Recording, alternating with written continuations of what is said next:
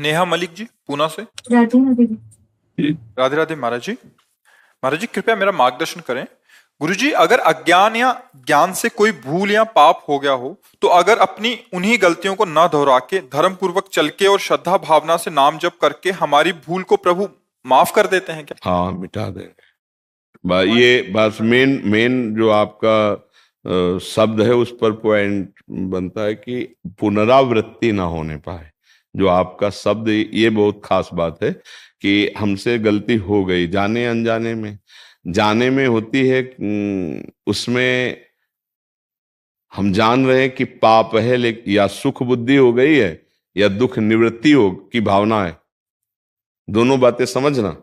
हमसे कोई पाप बनता है, या तो बहुत सुख बुद्धि होती है तो पाप है पर सुख भोगने को मिलेगा, और एक दुख निवृत्ति होती है कि पाप है पर इसको हटाना पड़ेगा, इसको मिटाना पड़ेगा। इस ऐसा करना पाप है, लेकिन दुख निवृत्ति के लिए या सुख पूर्ति के लिए, दो भावों से पाप होते हैं। अब अगर दुख निवृत्ति के लिए हमने किया है तो वो पाप हमें भयानक दुख देगा आकर के। जैसे दुख निवृत्ति के भाव में गर्भस्थ शिशु है, डॉक्टर ने कहा इसके माइंड में कमी है, ये जो बच्चा गर्भ में तुम्हारा, ये अमुक अंग इसका हीन है, तो दुख निवृत्ति, बच्चा ऐसा पैदा होगा पूरे जीवन सेवा करनी पड़ेगी, ऐसा है। कई तरह की दुख निवृत्ति के लिए, जैसे गर्भस्थ शिशु के लिए, ऐसे बाहरी कई बातें हैं दुख निवृत्ति के लिए। किसी जीव की हत्या कर देना, ये हमारे घर में रहेगा तो ऐसा ठीक नहीं, उसे मार देना। किसी भी जीव को, जैसे किसी भी जीव को मारने का अधिकार नहीं, जैसे भूमि पे आपके रहने का अधिकार, ऐसे हर जीव का अधिकार है। कई तरह की ऐसी दुख निवृत्ति के लिए कुछ पाप होते हैं, और कुछ सुख प्रवृत्ति के लिए कि जैसे ये काम नहीं करना चाहिए, पर सुख की भावना इतनी प्रबल हो गई कि वो पाप बन गए। तो पाप दो प्रकार से होते हैं, एक दुख की निवृत्ति की भावना से, एक सुख प्राप्ति की। बहुत बड़े बड़े पाप हो जाते हैं। दुख निवृत्ति, सुख पूर्ति, दो भावनाओं से पाप होते हैं। अब पाप हमसे हो गए हैं और अब हमें सत्संग के द्वारा पता चला कि यार बहुत ही इनका दंड मिलेगा, तो हम भयभीत हो जाएं पहला, और आर्त भाव से भगवान की शरण में हो। जो सभीत आवा शरणाई, तो रखियो ताई प्राण की नहीं। भगवान ने कहा ना कि अब भगवान के सिवा मेरा कोई भी पाप नष्ट नहीं कर सकता, मुझे नहीं बचा सकता।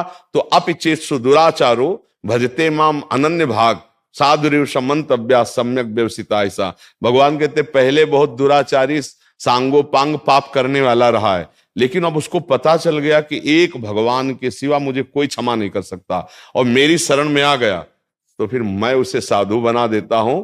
अहम तो हम सर्व पापेभ्यो मोक्षयिष्यामि मा शुचा। आप चिंता की बात फिर नहीं रहेगी। एक शब्द जो हमने कहा, मेन पॉइंट बहुत महत्वपूर्ण आपके मुख से निकला कि पुनरावृत्ति उसकी नहीं होनी चाहिए। तो सब पापों का प्रायश्चित भगवान नाम के द्वारा हो जाता है। इसी को खूब श्रद्धा पूर्वक जपिए। जैसे कभी किसी ने कहा हमसे कि हमसे ये चूक हो गई, कि हमें नहीं करना चाहिए था, गर्भ हत्या हो गई, अब क्या करें? मेरा मन जलता है, आप सब ये कहे, पर हमें लगता है हमें प्रायश्चित करना चाहिए। तो जरूरी है अब, क्योंकि तुम्हारा मन प्रायश्चित से ही शांत होगा। तो चलो 7 दिन नियम से रहकर, उचित फलादि का आहार करके, संस्कृत से मूल पाठ भागवत का करवा लो।